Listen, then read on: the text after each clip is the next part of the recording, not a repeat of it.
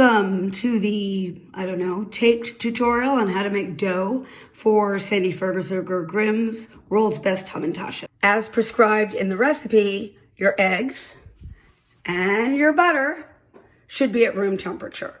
Now you may be wondering, why is that true? So you know that for most baking that's true, and that is because when they're at room temperature, dairy products and eggs will mix with everything else to make an emulsion that will release air while it's baking and make everything fluffy. The other thing specified in Sandy's recipe is a heavy-duty mixer. This little beauty is my KitchenAid 7, which I received as a 50th birthday present from my lovely parents when I called them and said, gosh, don't you want to buy me a mixer? And my mother said, could you just buy it and send me a bill? It is the only thing I own that could make anybody wants if I, get hit by a bus tomorrow, other than my foldable proofing box, which is at the moment having bread rise in it for the Super Bowl party tonight with our Unimatrix. To make the dough, you must use a flat beater and again, a heavy-duty mixer. The 7 is no problem. You can get the whole recipe in there. It mixes it up with no problem.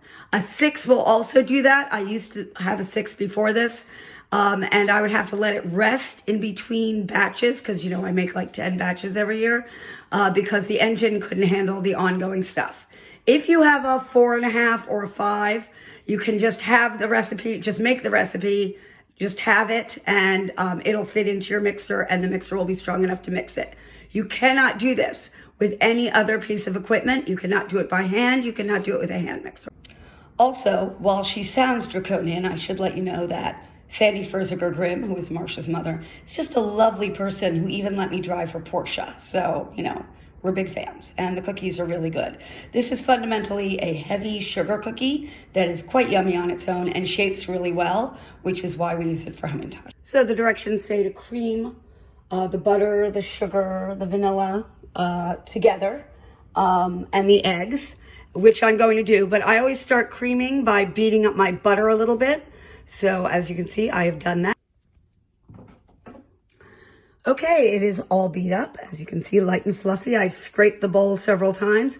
Remember when you're scraping not to just scrape the top over around here, but actually underneath the beater, because sometimes things don't get beat up there. If you have one of these, they can be lovely. There's a company that isn't KitchenAid that makes 2-sided rubber ones for KitchenAid mixers that are 6 and under. They don't make them for this one. I personally hate this particular beater, which is made by KitchenAid because of this notch at the top, which means nothing underneath it actually mixes. So I bought it. I hate it. I don't use it. Let's talk about dry ingredients. I only use King Arthur flour for this recipe. We're using all-purpose. The reason I use King Arthur is that it has a consistent protein level, which gives you consistent gluten and consistent results. Another good brand is Gold Medal, which makes the same boast.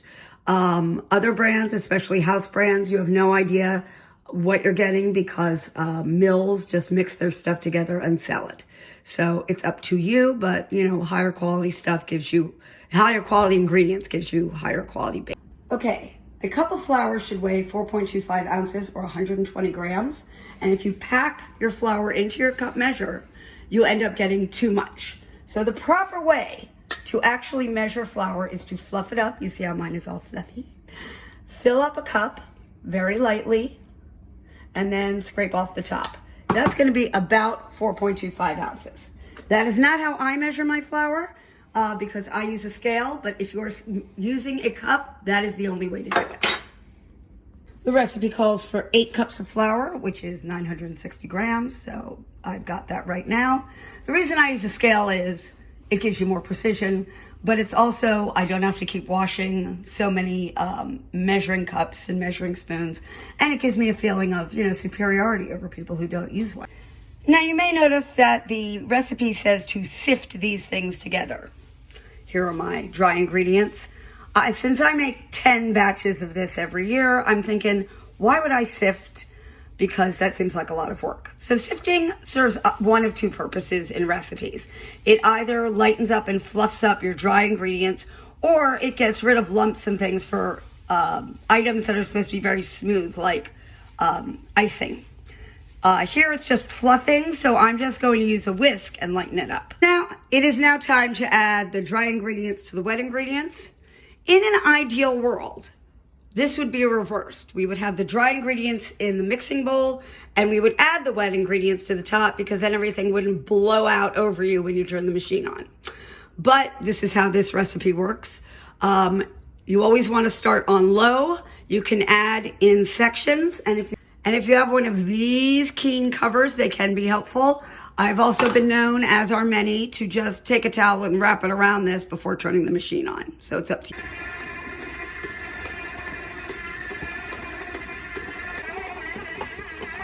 Now would be an excellent time to stop and scrape down the bowl.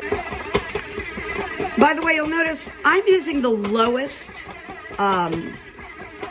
setting to beat the finished dough here, which, as you can see, is pulling away from the side, so it's done.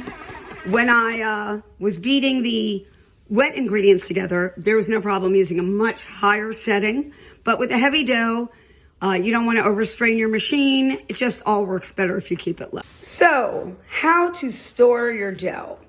Sandy suggests that you make it into 8 balls and put them in a bag to refrigerate, which you should do overnight at least.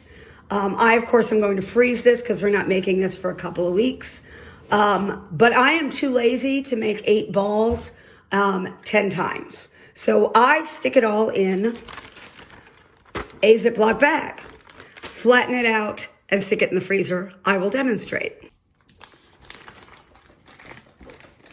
So you just want to roll it out. The idea being that since I'm going to roll this out more or less into rectangles, it is perfectly fine that I am storing it as a rectangle. I don't actually need to destroy my bowl simultaneously.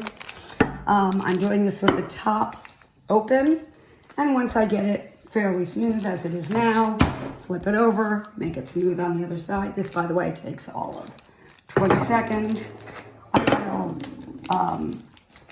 close the top and stick it in the fridge or the freezer. So here is a packet of dough. I can fit 10 of these in my refrigerator, no problem. I'm gonna stick this one in the freezer. Why would I stick it in the refrigerator when I'm not using it in 2 weeks? You always want to refrigerate doughs that you're rolling out, especially sugar cookie doughs and pie doughs and things like that, because it makes the fat freeze up, and then it releases slowly in the oven to give you a lighter texture, and it also absorbs the sugar more completely. Thank you very much for watching this video. I'm sorry it's choppy. I've never made one before, so if you have any questions, email me. Bye.